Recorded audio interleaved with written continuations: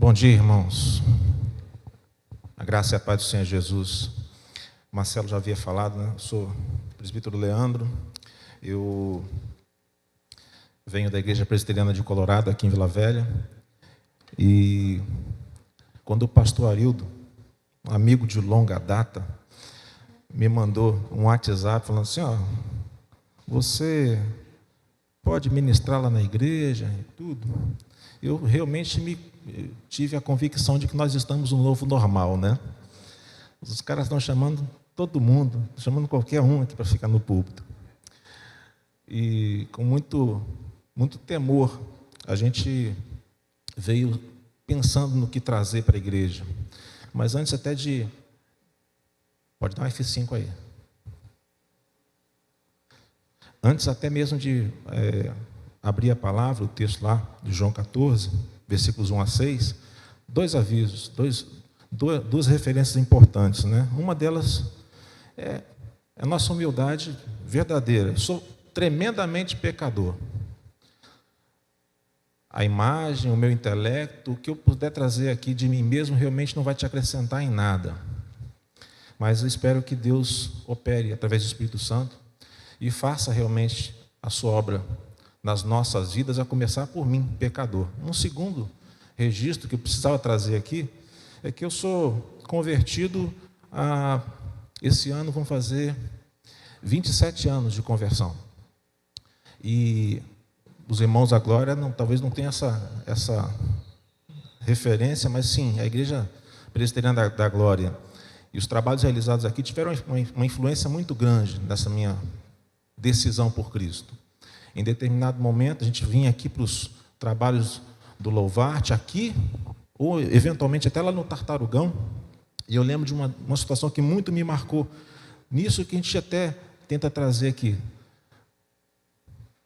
Em determinado momento, num daqueles trabalhos, eu, namorando com a minha esposa, eu falei com ela assim, Flávia, esse negócio de crente mandar levantar, saudar visitante, dizer quem você é e tal, não estou muito afim, não. E a pessoa que estava à frente, eu não lembro agora quem estava, lá no ginásio do Tartarugão, disse assim, eu queria saudar aqui os irmãos da Igreja Presbiteriana, por favor, fiquem de pé. Aí, aquela galera, de pé. Mas se você tiver alguém da Assembleia de Deus, fique de pé. Ficaram alguém de pé. Você é da Maranata, fique de pé. Deus é amor, fique de pé. Da Igreja Batista, fique de pé.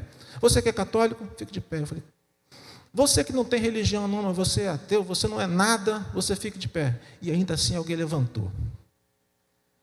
Naquele dia, Deus falou para mim assim, cara, até para ser ateu você tem que tomar uma posição, tem que se colocar de pé. E você não levantou para nada. O que você é? Aquele momento ali mexeu muito comigo e naquele ano, 1993, um processo que Deus estava trabalhando na minha vida, então eu tomei minha decisão por Cristo. Para que você possa realmente tomar a sua decisão por qualquer coisa na vida, você precisa estar de pé, precisa se levantar. E eu tenho uma gratidão muito grande a Deus por essa igreja, pelos irmãos que aqui trabalham há tanto tempo, produzindo, trabalhando, louvando e servindo ao Senhor, porque naquele dia Deus falou assim, olha, levanta, seu bobo. Porque se você não levantar, e eu não levantei naquele dia, se você não levantar e não tomar uma atitude, uma decisão, você vai continuar sendo nada. Naquele momento eu não era nada. E agora, quando o pastor me chama assim, você tem que trazer uma palavra e tudo, a gente fica pensando o que falar e tal, e o que nós vamos conversar aqui, claro que é uma soma de várias experiências e leituras que a gente fez e algumas coisas que a gente veio buscando e construindo durante um tempo. Durante a semana a gente veio refletindo um pouco a respeito do texto e da aplicação do texto que nós vamos conversar. E eu convido você a abrir a sua Bíblia em João capítulo 14, versículos 1 a 6. O pastor ainda coloca assim, coloca um título, dá uma mensagem e tal. Eu falei, gente, eu sou ruim para esse negócio, mas no bom mineirês, de onde sou, onde eu estou, para onde eu vou? De onde você é? Onde você está? Para onde você vai? A gente vai conversar a respeito disso. Eu vou fazer a leitura, você, por favor, acompanhe também. João 14, versículos 1 a 6. Diz assim: Não se turbe o vosso coração. Credes em Deus, crede também em mim. Na casa de meu pai há muitas moradas. Se assim não fora, eu vos teria dito, pois vou preparar-vos lugar. E quando eu for e vos preparar lugar, voltarei e vos receberei para mim mesmo, para que onde eu estou estejais vós também. E vós sabeis o caminho para onde eu vou. Disse-lhe Tomé: Senhor, não sabemos para onde vai. Como saber o caminho? Respondeu-lhe Jesus: Eu sou o caminho e a verdade e a vida. Ninguém vem ao Pai senão por mim. E que Deus nos abençoe, Deus nos oriente, nos ilumine para entender a aplicação dessa palavra nesse caminho. De onde você veio, onde você está, para onde você vai. Então, meus irmãos, eu coloquei de cara uma imagem dos militares e tal. Quem me conhece sabe que eu sou policial militar, não sou tão militar assim, tá? Mas de formação nos últimos anos, policial militar. E como força reserva e auxiliar do Exército, eventualmente, se necessário for, nós somos chamados para enfrentar determinados conflitos sociais e mesmo guerras. E muitas vezes, mesmo caminhando na presença do Senhor, muitas vezes mesmo andando com o Senhor Jesus, e aqui os discípulos caminharam num período de um seminário longo, de 3 anos com Jesus, ele está se despedindo, confortando os seus discípulos para aquilo que virá. E os discípulos, depois de caminhar com Jesus, andar com ele, ver milagres, ver os ensinamentos, acompanhar tudo isso, eles não conseguiam compreender a profundidade das palavras de Jesus. Não conseguiam compreender a profundidade da palavra e o seu próprio autor. E muitas vezes a gente assim se encontra, mesmo estando dentro da igreja, ou talvez até muito mais fora da igreja, muitos que frequentaram, viveram essa vida com Cristo na presença da igreja, de repente estão lá fora. E escolheram caminhos alternativos, estradas que foram levando para caminhos que o afastaram cada vez mais da vontade de Cristo, tirando deles a paz, porque eu estou aqui num ambiente de guerra. Então, essa saída na estrada, ela nos coloca diante de consequências que, num cenário de guerra, que estão completamente fora do nosso controle. Não há como controlar os resultados, as consequências dessas escolhas, mas nós vamos ter que enfrentar, dar de frente, dar de cara com essas consequências. Fazemos escolhas equivocadas, buscamos caminhos que parecem agradáveis e interessantes, são os mais fáceis aos nossos olhos, e muitas vezes, sem pensar, sem planejar, sem avaliar as consequências, nós nos damos mal. E o filósofo Sêneca, ele ainda vai dizer, nos ensinando, quando a gente fala de planejamento, de estratégia, que não existe um vento favorável para quem não sabe onde quer chegar. Qualquer vento serve. Eu vou ali para o ponto de ônibus e pego o primeiro ônibus que vier, porque eu não sei para onde eu vou, não estou preocupado. Como diria o cantor popular, né? Deixa a vida me levar, vida leva eu. Porém, as consequências desse deixar a vida me levar estão fora do meu controle, ou estão pelo menos fora da minha linha de visão, de imaginar o que pode acontecer. Se eu não sei para onde eu quero ir, realmente qualquer vento pode me levar. E aí eu vou enfrentar no mar as ondas bravias do mar, eu vou enfrentar as guerras, eu vou enfrentar as dificuldades, as lutas, e elas vão surgir. E quando a gente está numa guerra, numa luta, numa batalha, numa dificuldade, num enfrentamento qualquer, a gente tem que renovar a nossa motivação. Pode passar. A gente tem que renovar a nossa motivação, e muitas vezes essa é a pergunta que eu coloco de início na nossa conversa, o que é que nos motiva a seguir? Qual a nossa meta? O que alimenta as nossas forças para superar as lutas e chegar lá? Na imagem, e depois a gente vai falar um pouco a respeito disso, na terceira parte dessa mensagem, nós estamos vendo ali os brasileiros durante a Segunda Guerra Mundial, embarcando para a Europa para poder se juntar às forças aliadas, enfrentando o mal da época e a guerra que já estava estourando na Europa e envolvendo todos os países do mundo. Naquele momento, então, jovens entre 17 e homens de 44 anos, um pouco mais até, estavam embarcando para um destino desconhecido, para enfrentar um inimigo desconhecido, com recursos que nós conhecíamos aqui, e sem saber se realmente estavam aptos a enfrentar aquela guerra. Mas vestiram a farda, estufaram o peito, embarcaram num navio e foram. E sabe-se lá como é que foi essa viagem. Alguns vão relatar como é que foi difícil. E eles foram. Vemos vários outros filmes por aí de pessoas que fugiram da guerra, lutaram contra o ir à guerra, porque tinham uma motivação pessoal contrária àquilo. E aqui, a história vai dizer que o Brasil esperava encaminhar mais de 100 mil voluntários para a guerra. E alguma coisa em torno de 21 a 25 mil homens foram para a Segunda Guerra Mundial, motivados, animados. Enquanto isso, 75 mil que deveriam ter ido ficaram, vou não, vou ficar aqui. E a história vai avançando. Nós temos que ter motivações. E uma das coisas que nós precisamos nos apropriar é, realmente, quem sou eu? De onde sou? Oncotô, proncovô. De onde eu sou?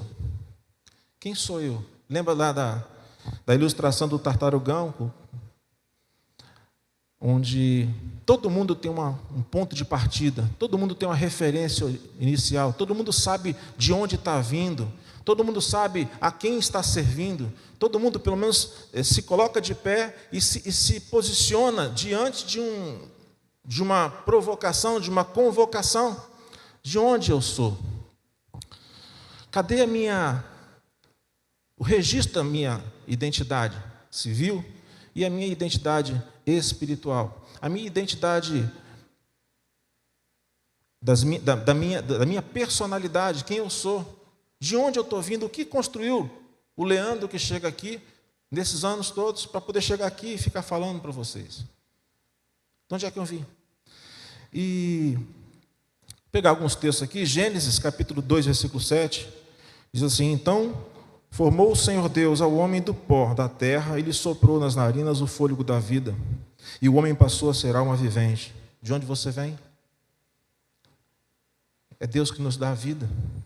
Salmos 8, versículos 3 e 4, quando contemplo os teus céus, obra dos teus dedos, e a lua e as estrelas que estabeleceste, que é o homem que dele te lembres, e o filho do homem que o visites. Romanos 14, versículo 8 vai dizer: porque se vivemos, para o Senhor vivemos, se morremos, para o Senhor morremos, quer pois vivamos ou morramos, somos do Senhor. De onde eu sou? A quem eu pertenço? Qual é o meu DNA? Você puxou quem? Diz que o capixaba tem muito disso, né? Porque você nunca vem sozinho. Quando a gente fala assim, é o pastor Arildo da dona Elza. Ele nunca vem sozinho. E traz uma história. Aqui a gente fala assim, é fulano, filho de fulano. Fulano que é casado com fulano. Então, assim, a gente nunca consegue ter isso é bom. A gente traz conosco uma imagem, uma identidade que já te credencia, te faz a referência de quem você é, onde quer que você chegue, de onde você vem, de onde eu tenho vindo.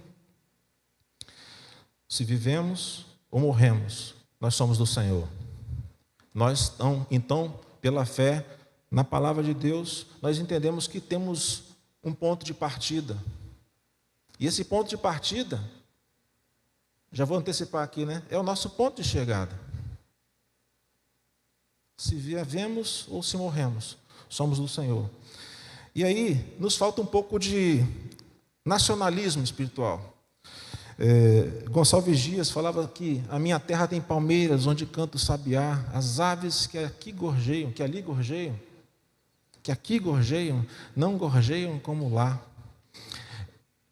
A canção do exílio faz com que, isso na fase nacionalista do romantismo brasileiro, faz com que a gente, então, crie um sentimento de amor à própria terra, à terra natal, que me faz lembrar e voltar com saudade dessa terra e desejar estar de volta lá, porque nada que está aqui ao meu redor me agrada, me enche os olhos, me anima, me motiva a estar aqui. Quantas vezes nós realmente desejamos ter coisas materiais aqui, porque parece que o mundo, o céu tem que estar aqui, né? Então eu quero estar tudo aqui cercado de coisas boas, esquecendo que algo muito melhor tem para mim, para onde eu vou. Mas de onde eu sou? O que é que nós guardamos como nacionalismo espiritual? E o Salmo 137, versículos 1 a 5, é um texto interessante, que o povo exilado, o judeu exilado, lá no cativo na Babilônia, senta e escreve o seguinte, Salmo 137, às margens dos rios da Babilônia, nós nos assentávamos e chorávamos, lembrando-nos de Sião. Nos salgueiros que lá havia, penduravam as nossas harpas, pois aqueles que nos levaram cativos nos pediam canções. E os nossos opressores, que fôssemos alegres, dizendo, entoai-nos alguns dos cânticos de Sião. Como, porém, haveríamos de entoar o canto do Senhor em terra estranha? Se eu de ti me esquecer, ó Jerusalém, que se resseque a minha mão direita. Estando cativo, oprimido, em terra estranha, ainda assim, canta os seus louvores, para nos alegrar, para nos animar. E desejando estar na terra que o Senhor prometeu, desejando estar no lugar da minha origem, na terra dos meus pais, na imagem do meu coração, no lugar do meu coração, ainda você quer que eu cante, estando em terra estranha, eu quero estar lá, o meu lugar não é aqui. Quantas vezes nós nos sentimos oprimidos, carregados, perseguidos, moídos pelas consequências dos nossos atos, das nossas decisões, e o mundo nos massacrando, e a gente tem que ter no coração, então, um lugar de desejo de estar lá.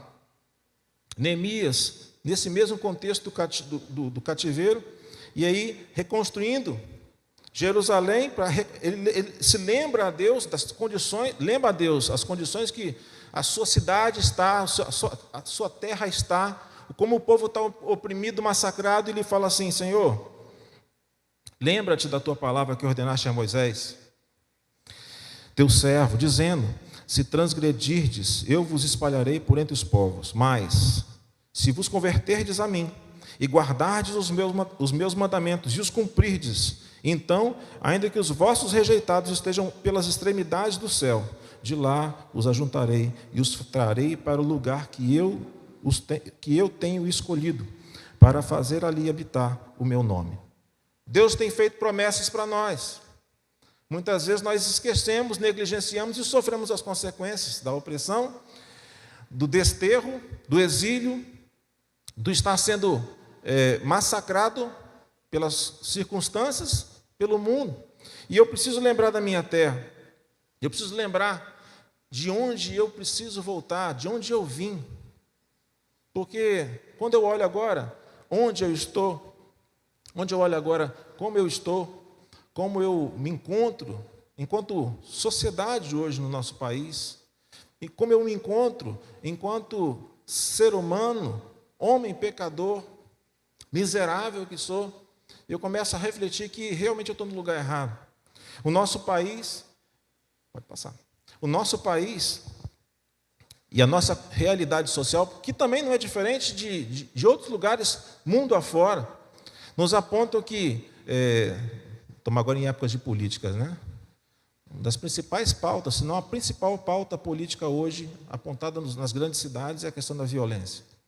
E a violência, ela não é a causa, ela é consequência de várias coisas. Então, essa charge aqui, ela aponta muito disso.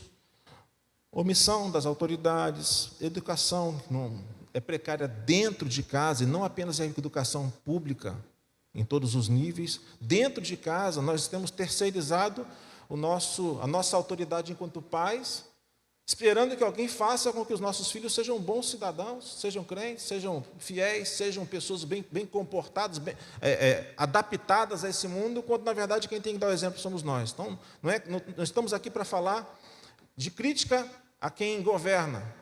A crítica começa conosco. A sociedade é uma consequência de tudo isso. Corrupção, exclusão, desigualdade social, desestruturação familiar, desemprego, as drogas, os preconceitos e tantas outras coisas que nos cercam no mundo em que nós vivemos hoje. E nós nos alimentamos disso hoje.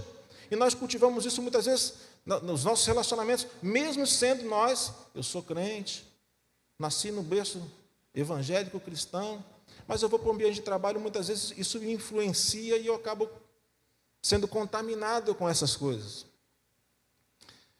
Conversando com o pastor Arido aqui no início, antes da escola dominical, ele falou assim, conclusões que nós tiramos, olhando para a minha categoria só, né, pastor? É difícil ser policial ou ser militar, e é muito difícil se manter firme e encontrar depois lá no céu um policial 100% digno. Aliás, nós aprendemos aqui, não há um justo sequer. Todos se extraviaram, a uma se fizeram inúteis, não há quem faça o bem.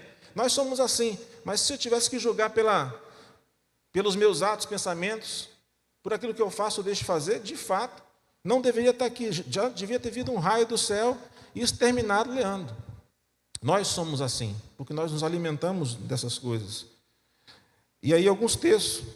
1 João 5,19, sabemos que somos de Deus e que o mundo inteiro jaz no maligno.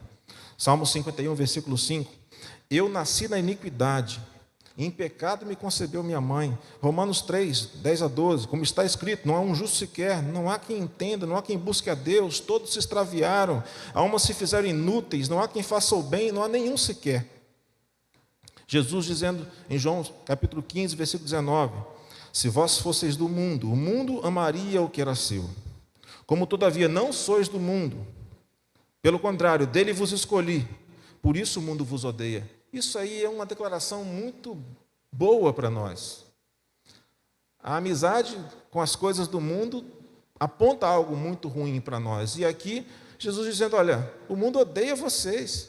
Está acontecendo perseguição, está acontecendo problemas, as pessoas no mundo aí têm te rotulado, têm te acusado. Então, louve a Deus, porque é sinal que alguma coisa boa está acontecendo na sua vida. Está o tempo todo sendo politicamente correto, abraçado com todos, todas, todes e todix. É algo perigoso. Nós temos que ter posição, pois sabemos de onde viemos. E sabemos o mundo em que nos encontramos. O que acontece é que nós vivemos a lutar e fazer guerras. Nada temos porque não pedimos corretamente. Pedimos e não recebemos porque pedimos mal para esbanjar nos nossos prazeres. Tiago capítulo 4, versículo 1 a 3, aponta isso.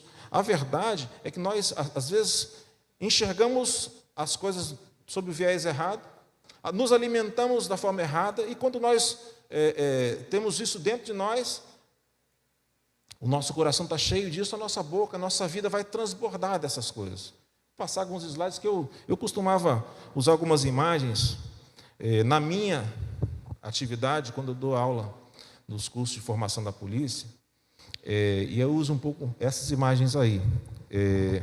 O que você enxerga quando você vê uma imagem bonita dessa aqui, né?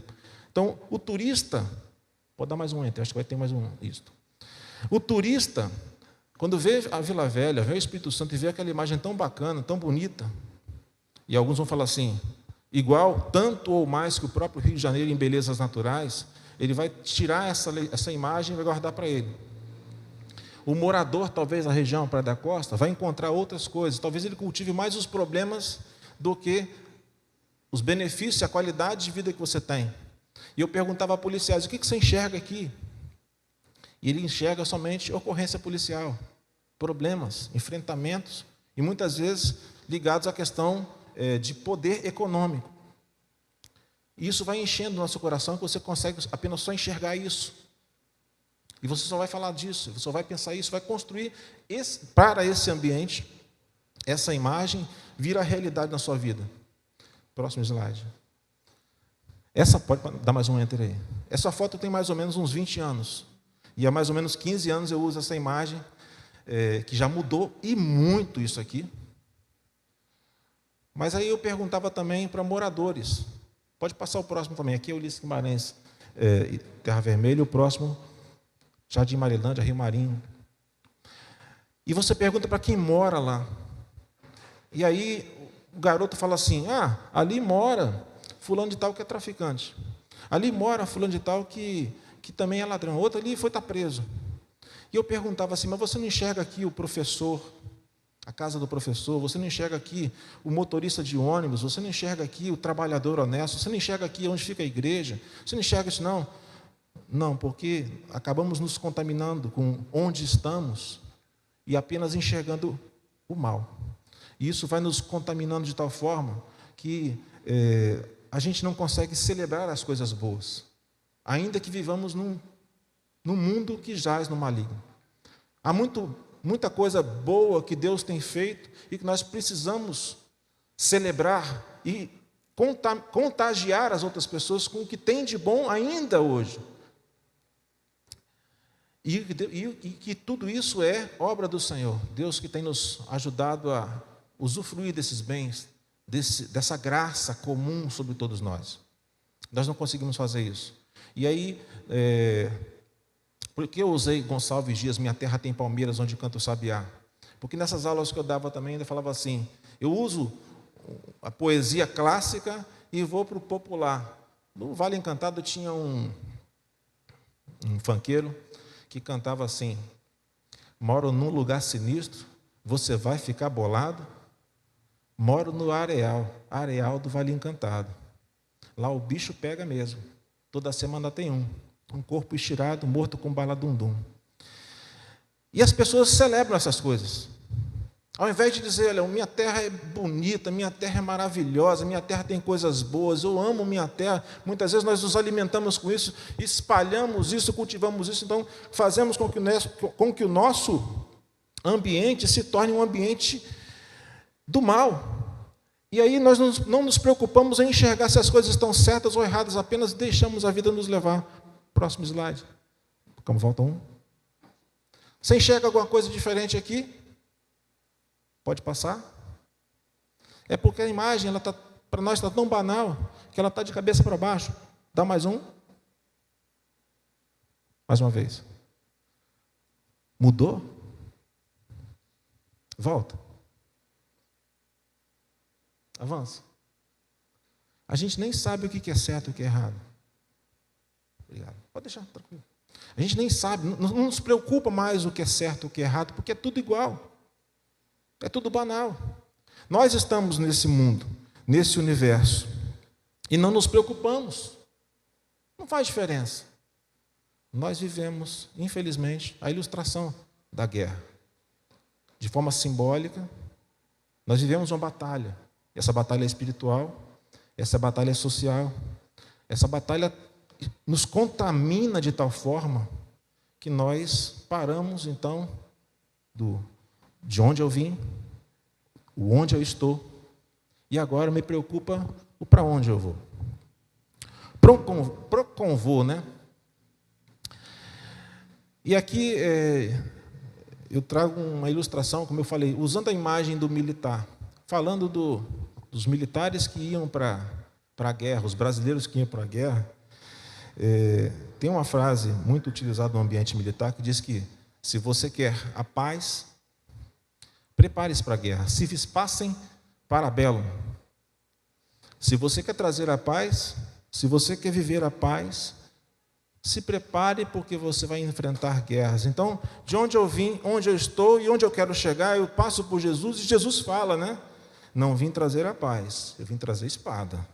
Eu vim causar divisão entre o homem e seu pai, entre a filha e sua mãe, entre a nora e a sogra, porque os inimigos do homem serão os da sua própria casa. Quem ama o seu pai ou sua mãe, o seu filho ou sua filha, mais do que a mim, não é digno de mim. E quem não toma a sua cruz e vem após mim, não é digno de mim. Quem acha a sua vida, perdê-la-á. Quem, todavia, perde a sua vida por minha causa, achá-la-á. E nós aqui, muitas vezes, estamos vivendo, sabendo de onde viemos, sabendo onde estamos, mas agarrado nas coisas de tal forma que eu não quero sair daqui. Eu não quero sair daqui, porque aqui está tão bom, apesar das desigualdades, apesar da violência, apesar dos problemas sociais, apesar da falta de amor, da frieza com que nós enfrentamos tantas coisas, apesar dos problemas que nós vivemos, as coisas onde eu estou ainda são o bem mais precioso para a minha vida. E Jesus vai falar assim: olha, eu vim trazer espada para te colocar diante agora de um ponto de corte, onde você vai ter que se levantar e vai ter que decidir, onde você vai ter que se colocar de pé e vai ter que enfrentar posições que até então eram confortáveis para você, mas você vai agora ter que enfrentar uma situação de decisão, porque é certo que nesse momento a guerra vem. É certo que na hora que nós tomamos decisão por Cristo, na hora que nós tomamos decisão em servir a Deus de forma mais integral, de forma com qualidade, com dedicação, nós temos que abandonar coisas que ficavam para trás, que estavam nos atrapalhando nessa jornada, nessa caminhada. E nós vamos ter que enfrentar os nossos medos pela frente, porque agora eu saí da minha zona de conforto e eu vou enfrentar agora medos que até então eu não tinha, preocupações que até então eu não tinha. E por isso, certamente, muitos vão optar pelo atalho, ou vão parar. Eu não vou para a guerra, eu não vou enfrentar na guerra. Nós sabemos para onde vamos, mas é necessário tomar posição, enfrentar as lutas que vão surgir. Essa jornada, ela não é para essa terra, não se limita aqui, ela segue para uma caminhada eterna, mas na presença do Senhor. E aí, o próximo slide. Em 21 de fevereiro desse ano, eu trouxe essa data porque eu estava vendo alguns vídeos e eu assisti um vídeo que me chamou a atenção e eu pensei até em transportar o vídeo na integral para cá e resolvi, na verdade, interpretar e usar como ilustração nesse momento aqui. Esse ano de 2020 são 75 anos que os brasileiros, os pracinhas brasileiros, foram para a Segunda Guerra Mundial e tomaram Monte Castelo. Monte Castelo, na Itália, era uma região, um ponto estratégico, onde eles tinham que tomar para poder guardar uma posição, porque era uma posição estratégica de defesa e de ataque, e também auxiliar as forças aliadas a vencer a guerra que se encerrou em maio de 1945. Então, os brasileiros a Força Expedicionária Brasileira se organizou e foi atuar na Itália, não apenas nessa região, mas essa é uma data importante, essa é uma batalha importante, que eles celebram até hoje, vão celebrar o resto da vida. Porque os brasileiros foram para lá, e lembre você que eu falei, a formação militar não era tão militar assim, os equipamentos não eram tão bons assim, o terreno era desconhecido, e... pode passar. O terreno era desconhecido, o inimigo também, línguas estranhas, né? Literalmente uma língua estranha a ter que cuidar, uma não, várias, né? Era uma guerra mundial, e o brasileiro era visto como, era tipo Fluminense, pastor, terceira divisão ali. Isso aconteceu, é história, estou falando da história, tá? Então, o que acontece? Vem um brasileiro aí. E aí os brasileiros chegaram lá. Mais ou menos, como eu falei, 25 mil brasileiros. Nesse período aí, aproximadamente 417 mortos e feridos. E chegaram lá para tomar Monte Castelo em novembro. Quando aqui nós estamos em novembro, a gente está se preocupando já pensando no verão, né? Lá é inverno. E assim, se hoje, honestamente, nós capixabas faz 21 graus, a gente começa a bater queixo, os caras vão subir o Monte Castelo, da cadeia montanhosa dos Apeninos, ali na Itália, que separa de um lado a outro daquela bota da Itália, eles tinham que subir aquilo tudo e tomar aquela posição onde os alemães já estavam lá. E eles tentaram várias vezes, 3 vezes tentadas e 3 vezes frustradas. Em uma delas, os americanos foram frustrados no seu ataque aos alemães.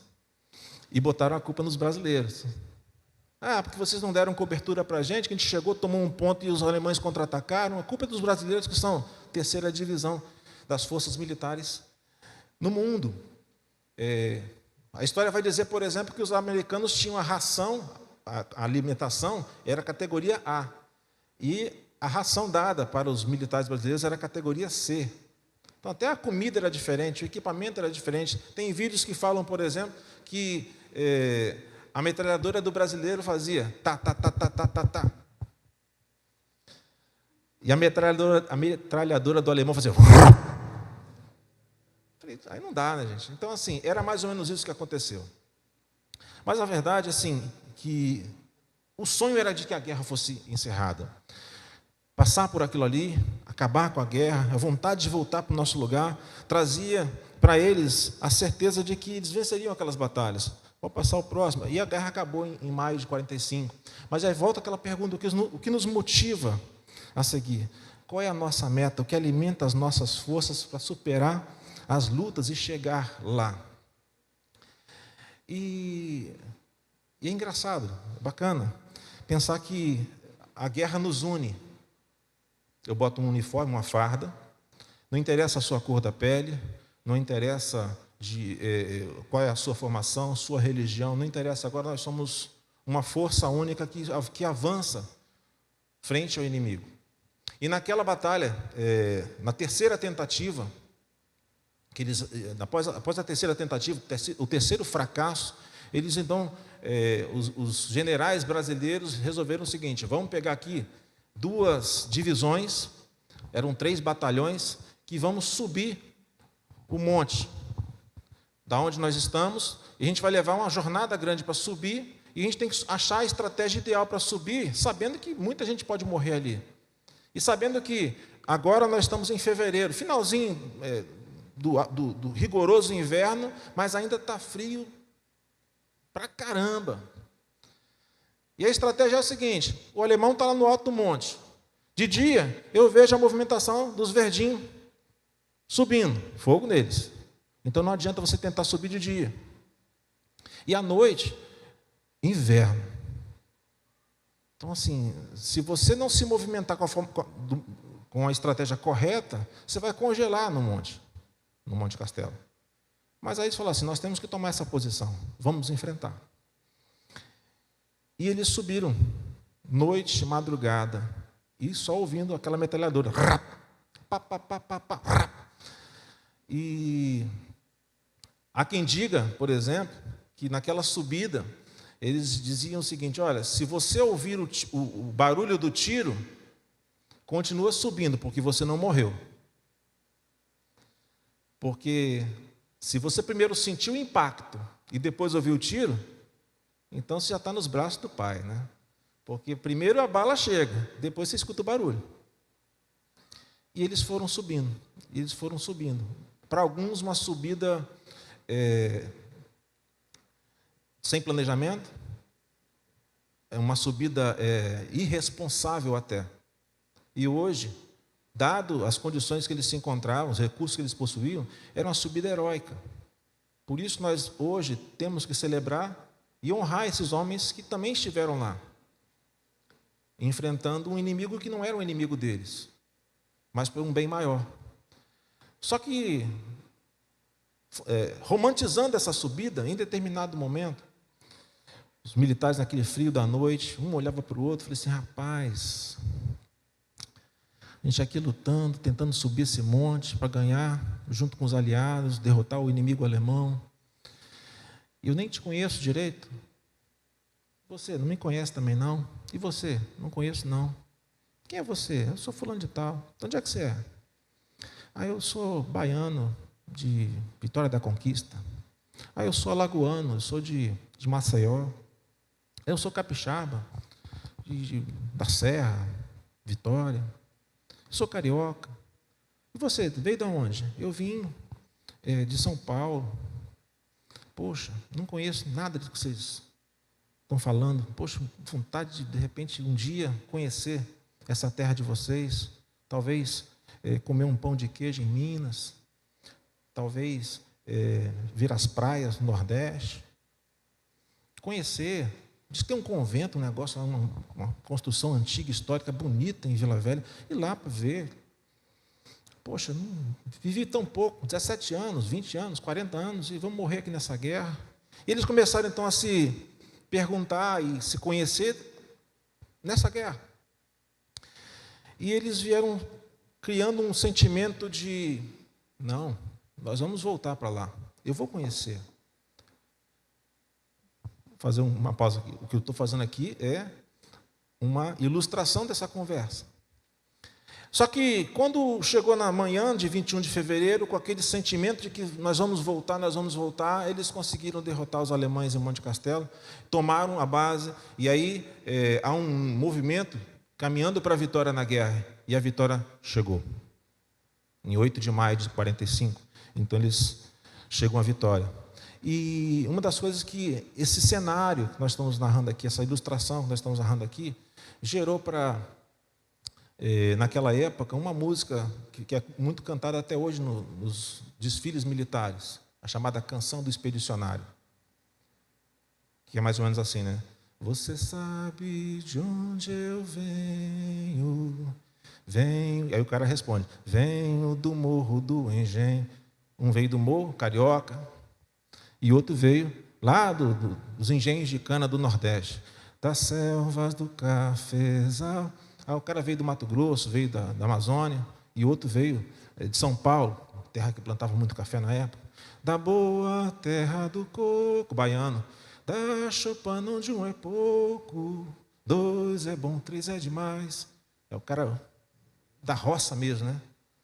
Venho das praias sedosas, das montanhas alterosas, mineiro, do Pampa do Seringal, das margens crespas dos rios, dos verdes mares bravios, da minha terra natal. E o refrão dizia assim, por mais terras que eu percorra, não permita, Deus, que eu morra sem que eu volte para lá, sem que eu leve por divisa esse V que simboliza a vitória que virá. Eles então criaram um sentimento de amor à terra, de desejo de voltar ao seu lugar de origem, porque eles estavam no lugar errado, numa guerra que não era deles, enfrentando um inimigo que eles nem conheciam, mas que eles sabiam que tinha que ser derrotado nas circunstâncias da época, mas eles tinham para onde voltar. O que nos motiva a seguir? O que nos motiva a seguir é a certeza de que o nosso lugar não é aqui. O nosso lugar não é aqui. Nós vamos adiante. Nós vamos adiante. A música ainda vai continuar, né? Ele vai dizer assim, você sabe de onde eu venho?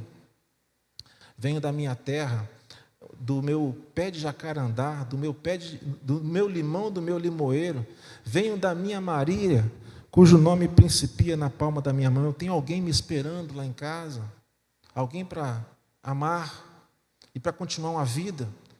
Eu tenho esperança de que tudo isso vai voltar, e eu vou voltar para lá, e eu vou viver uma vida feliz. Então, eles venceram aquela batalha, e naquele momento a guerra foi vencida. Você sabe de onde você vem? Você sabe onde é que você está? Você sabe para onde você vai? Aqueles homens descobriram isso no meio da guerra. Aqueles homens experimentaram isso no meio da guerra, mas fortaleceram o sentimento de amor à sua terra e querer voltar. Jesus, nós lemos o texto lá de João 14, ele diz, na casa do meu pai há muitas moradas, eu vou preparar-vos lugar, voltarei e vos receberei para mim mesmo, onde eu estou, estejais vós também, e vós sabeis o caminho para onde eu vou. Vocês sabem para onde Jesus está indo. Nós sabemos onde Jesus está. Nós sabemos que Ele toma as nossas vidas. Ezequiel 36, 24 e 28 vai dizer assim: tomar-vos-ei de entre as nações, vos congregarei de todos os países, e vos trarei para a vossa terra. De todas as vossas imundícias e de todos os vossos ídolos vos purificarei. Dar-vos-ei coração novo, e porei dentro de vós espírito novo. Porei dentro de vós o meu espírito, e farei que andeis nos meus estatutos. Habitareis na terra que eu dei a vossos pais. Vós sereis meu povo, e eu serei vosso Deus. Ezequiel 36, 24 a 28. Você sabe de onde você veio? Talvez, e aí eu falo para quem está assistindo em casa, no computador, no celular, talvez você saiba de onde veio, mas sabe que está no lugar errado. E para a guerra tem que se colocar de pé, tem que se levantar para enfrentar a guerra. Você sabe onde você está? Você sabe para onde você tem que ir? Eu creio que o Espírito Santo de Deus fala isso ao nosso coração e nos explica, nos faz compreender todas essas coisas. Nós somos de Deus. Foi Ele que nos deu a vida, Ele que nos deu Cristo e Ele que nos aponta o céu e a vida eterna. Se a minha vida estiver presa apenas às coisas desse mundo, às batalhas e guerras desse mundo, nós vamos perder várias dessas batalhas. Vamos ficar parados no monte, ou de madrugada no frio, ou de dia com tiro na cabeça, ou parado, congelado de medo de enfrentar as lutas que virão. Por mais terras que eu percorra, não permita, Deus, que eu morra sem que eu volte para lá. Sem que eu leve por divisa esse V que simboliza a vitória que virá. Jesus é o caminho, a verdade e a vida que nos leva para a vitória. A vitória não virá, a vitória já é. Eu só preciso compreender isso. E quando eu me entrego a essa certeza, a essa convocação, eu visto a minha farda, eu boto as minhas armas, eu me municio, e certamente eu vou enfrentar lutas e batalhas. Mas em Cristo, certamente, essa vitória já veio, já é e será para todo sempre. De onde você veio? Onde você está? Para onde você vai? Donde sou, oncotô, proncovô. Não sei de onde é que você veio. Se você é baiano, se você é mineiro, se você é capixaba. Eu sei que nós somos cidadãos de uma terra que tudo isso, todas essas coisas vão passar.